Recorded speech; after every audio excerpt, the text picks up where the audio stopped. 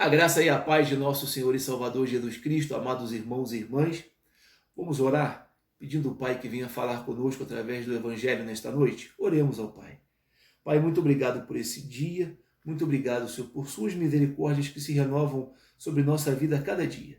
Muito obrigado pela graça que o Senhor nos deu, muito obrigado, Senhor, por nossa salvação em Cristo Jesus. Agora, Senhor, eu te convido, Deus do Espírito Santo, fala conosco através do teu Evangelho. Visita cada lar, visita cada irmão e irmã com o teu poderoso Evangelho. Assim nós oramos, em nome de Jesus. Amém.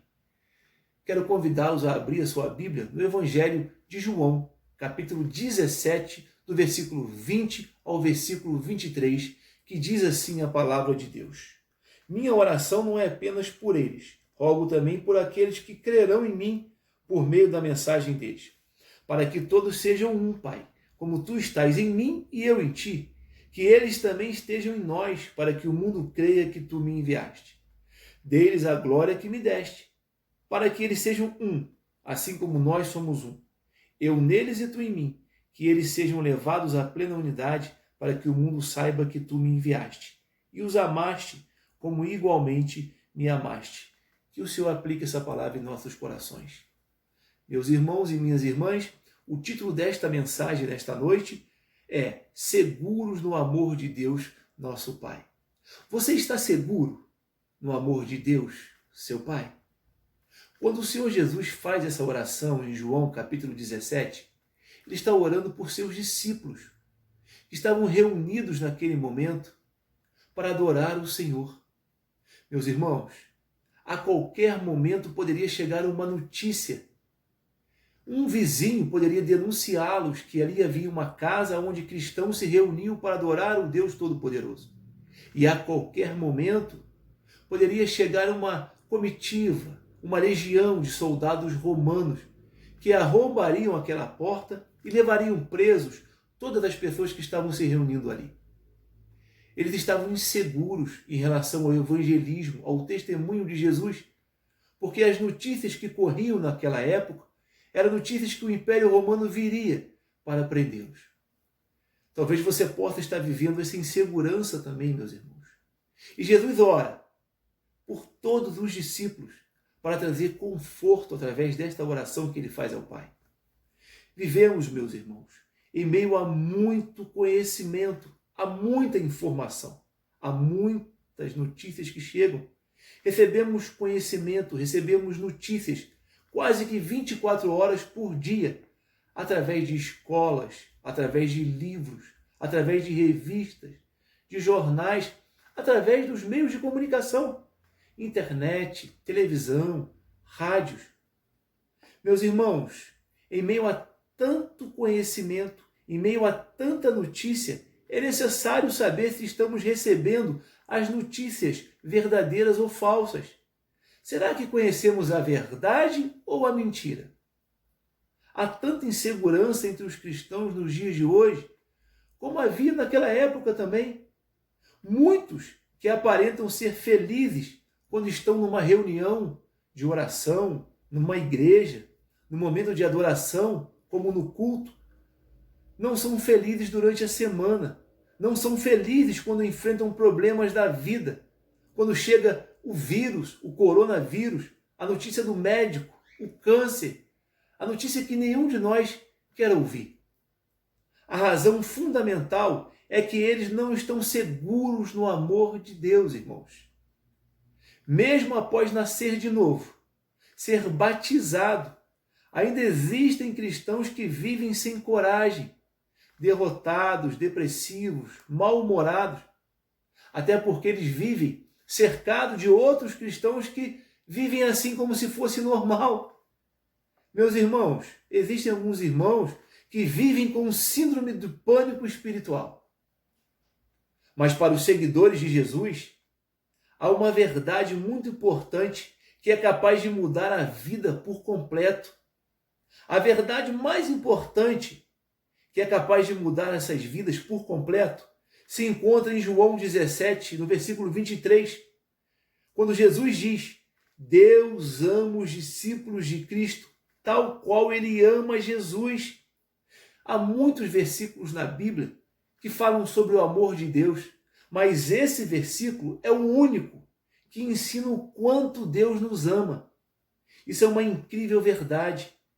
Se Deus nos ama da mesma forma que Ele ama seu primogênito Jesus, isto quer dizer que Ele cuida de nós como cuidou de Jesus neste mundo imperfeito. E partindo dessa verdade absoluta e extraordinária, é que podemos aprender como Deus cuida de nós, os irmãos mais novos de Jesus.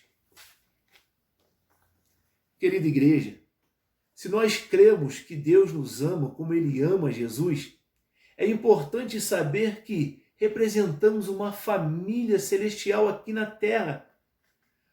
O cristão é filho de Deus e imitador de seu irmão mais velho. Lá em 1 João 2, 5, 6, a palavra de Deus diz assim: porém, se obedecemos aos ensinamentos de Deus, sabemos que amamos a Deus de todo o nosso coração. É assim que podemos ter certeza de que estamos vivendo unidos com Deus. Quem diz que vive unido com Deus, deve viver como Jesus Cristo viveu. Aquele que anda nele deve andar como ele andou. Ou seja, todos que afirmam serem cristãos devem viver como Cristo viveu. Assim o mundo reconhecerá uma linda família celestial. Você tem vivido, durante esse momento de pandemia, como Cristo viveu? Como Cristo viveria nesse momento? Quando Deus envia seu filho mais velho, é como se ele estivesse dizendo para Jesus: vai lá na terra e mostra, conta para os seus irmãos mais novos como é aqui em casa. E eles contarão para os outros irmãos. Você é testemunha de Cristo. Você testemunha o céu. Você testemunha o maior de todos os cultos que acontece. Como é o louvor na casa de Deus. Como é o culto aqui em cima, Deus está dizendo. Como é o jantar na mesa do Senhor. Como nos relacionamos aqui. Querida igreja, a igreja deveria ser uma pequena amostra de como será o céu.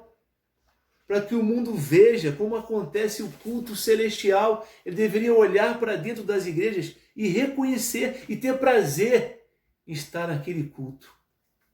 Se nós cremos que Deus nos ama como Ele ama Jesus, é importante saber que somos absolutamente seguros no amor de Deus, o nosso Pai. Na última ceia, Jesus sabia que logo depois Ele iria para o Getsêmani e todos os discípulos fugiriam dele. Mesmo assim, Jesus disse, está lá em João 16, 32, mas se aproxima o tempo, e de fato já chegou, em que vocês serão espalhados, cada um seguirá o seu caminho e me deixará sozinho. Mas não ficarei sozinho, porque o Pai está comigo. Quando o problema chegou, os discípulos abandonaram Jesus, deixaram seu mestre sozinho. Mas Jesus estava seguro quando todos o abandonaram. Jesus não se importou em ser abandonado por ninguém.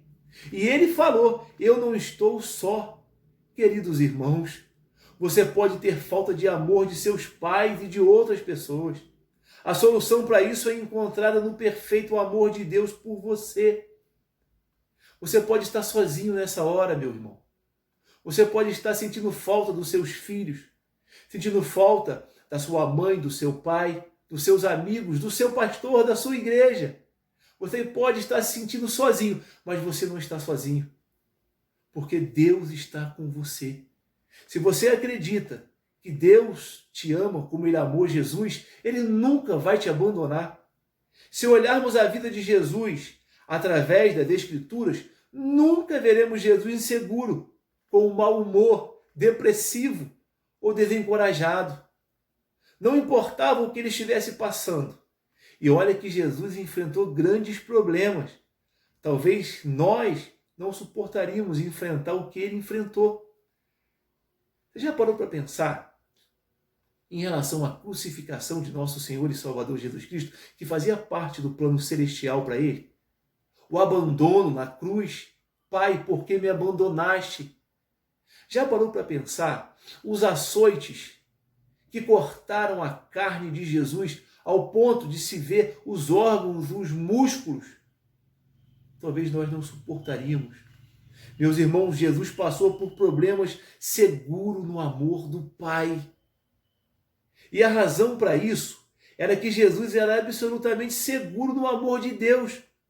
E por isso ele nos ensina, lá em João 16:33, aqui vai uma fórmula para passarmos por momentos de insegurança, seguros no amor do Pai. Olha o que Jesus diz para você. João 16:33. Alguns já têm esse texto decorado.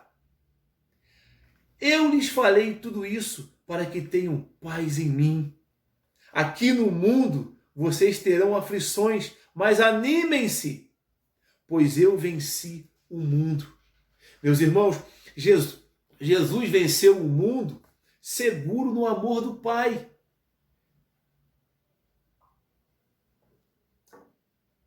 Você, eu, todos que estamos aqui agora, vamos vencer seguros no amor do Pai. Vencer o mundo, isso aqui é passageiro. Esse momento de insegurança, ela é passageira. Esse momento de enfermidade, ele é passageiro. Esse momento de incerteza sobre o amanhã, sobre o futuro, para você, porque Deus já sabe tudo. Ele já escreveu tudo antes da fundação do mundo. Esse momento de insegurança vai passar, porque nós estamos seguros no amor do Pai. Servimos um Deus perfeito, que já deixou a história escrita. Vai lá em Apocalipse, ele já deixou o fim da história. Fique seguro nesse amor. Daqui a pouco, dos seus olhos ele enxugará todas as lágrimas. Vamos estar presentes junto naquele culto celestial. Então tudo isso aqui é passageiro, irmãos. Ponha sua fé, ponha seu olhar nesse momento nas coisas do alto. Se nós cremos que Deus nos ama como ele ama Jesus, é importante saber que ele cuidará de nós em diferentes situações. Se Deus me ama como ele ama Jesus, ele vai cuidar de mim em diferentes situações, meus irmãos. Presta atenção, quando Jesus era um bebê, indefeso, Herodes estava planejando matá-lo. E Deus cuidou daquilo. O Pai cuidou do seu bebê Jesus. Deus levou Jesus e seus pais para longe do perigo, antes que os soldados de Herodes chegassem. Mateus 2,13 diz assim: depois que os sábios partiram, um anjo do Senhor apareceu a José em sonho. Levante-se, disse o anjo, fuja para o Egito com o menino e sua mãe. Fique lá até que eu lhe dizer que volte, pois Herodes vai procurar o menino a fim de matá-lo. Meus irmãos, Deus protegeu Jesus para que se cumprisse o tempo determinado para a sua morte. Havia um tempo para que se cumprisse as escrituras na vida de Jesus. Jesus, nesse momento, era um bebê, indefeso para alguns. Herodes é um rei que envia soldados para matar um bebê indefeso. E o pai cuida do seu filho, levando ele para longe do perigo. Meus irmãos, um bebê. Deus está cuidando de tudo. Aqui vai outro exemplo para nós de que nada pode impedir os planos de Deus na vida de Jesus. Lucas narra isso no capítulo 4, de 29 a 30. Levantaram-se e expulsaram Jesus da cidade e arrastaram até a beira do monte sobre o qual a cidade tinha sido construída. Pretendiam empurrá-lo o precipício abaixo, mas ele passou por entre a multidão e seguiu o seu caminho. Meus irmãos, levaram Jesus para a beira do monte, para a beira do precipício. E a palavra diz que ele passou por entre a multidão.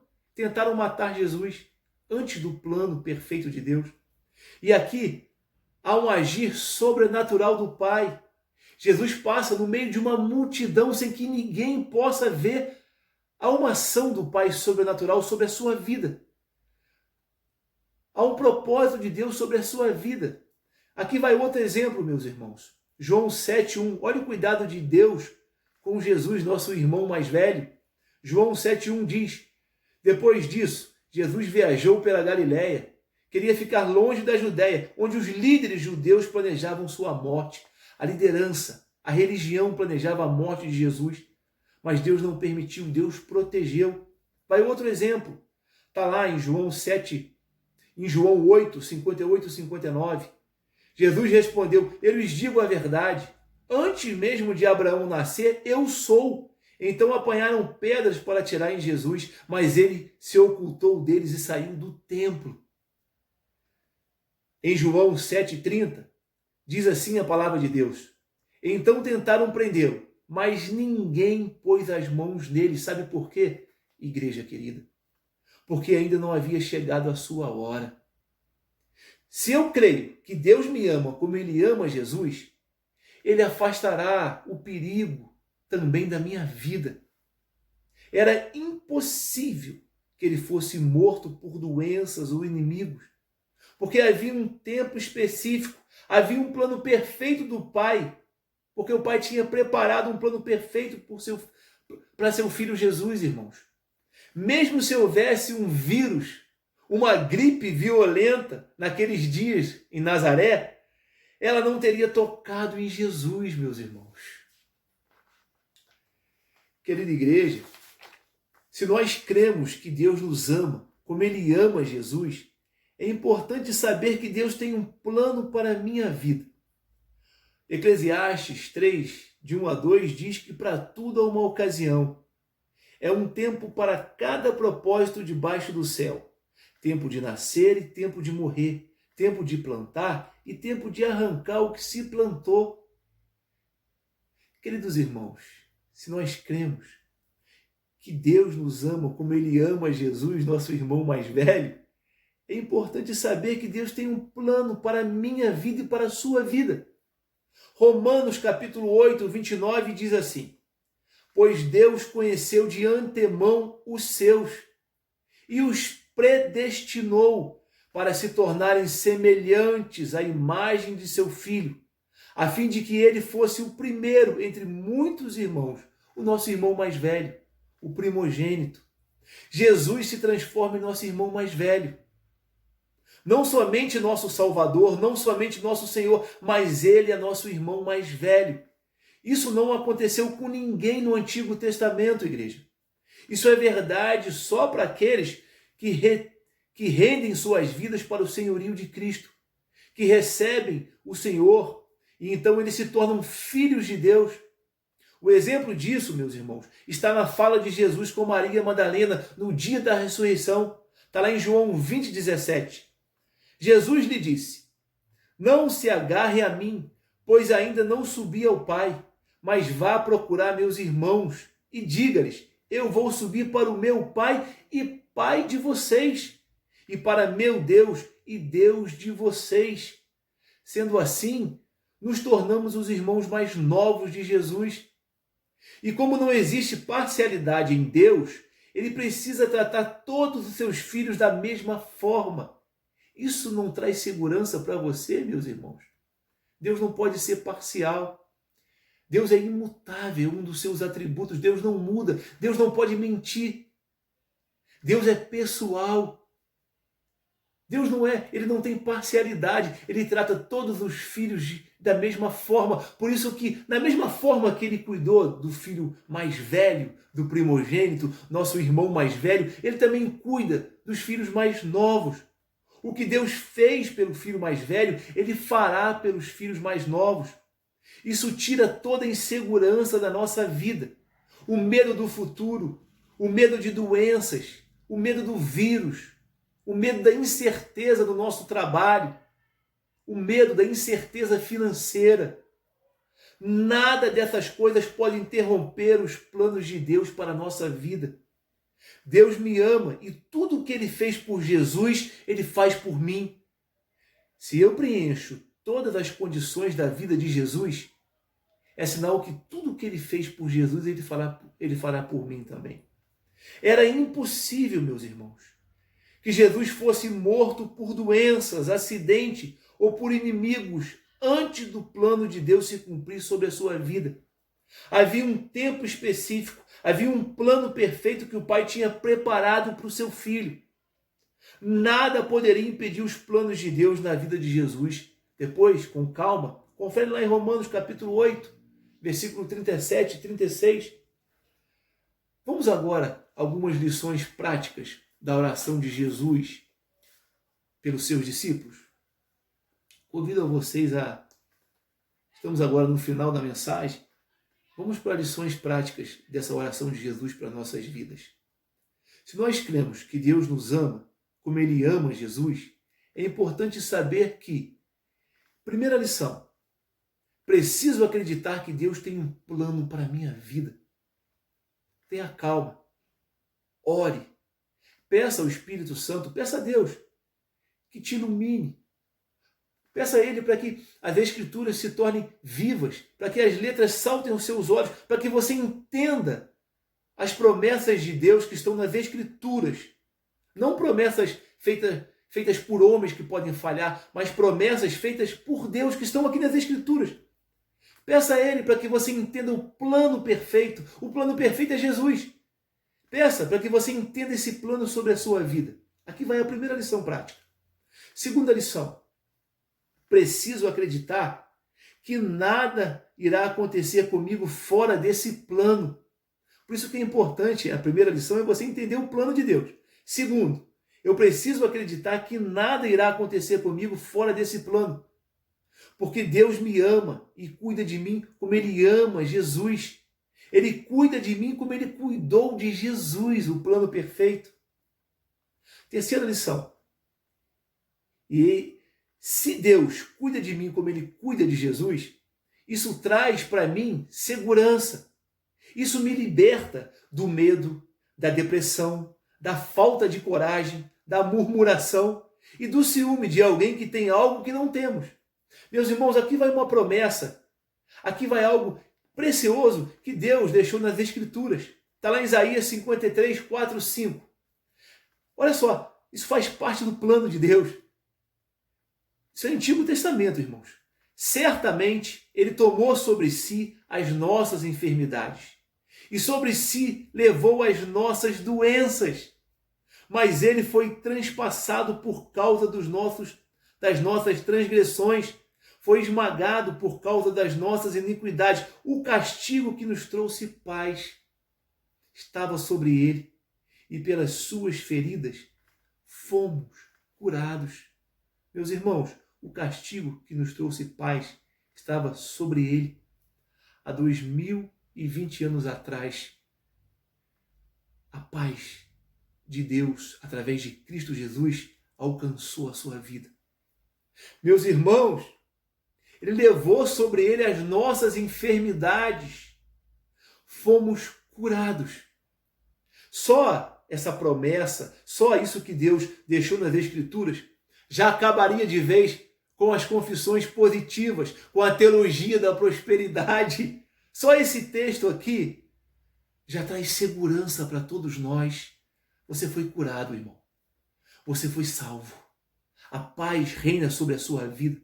Paz não significa que você não vai ter conflito, não é ausência de conflito. Paz significa que Deus estará contigo através dos conflitos, da insegurança da vida.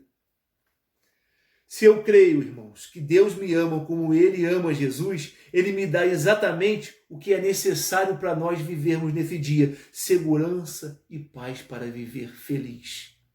Se eu acredito que Deus me ama como Ele ama Jesus, eu represento uma família celestial aqui nessa terra. Eu vivo seguro no amor de Deus, meu Pai.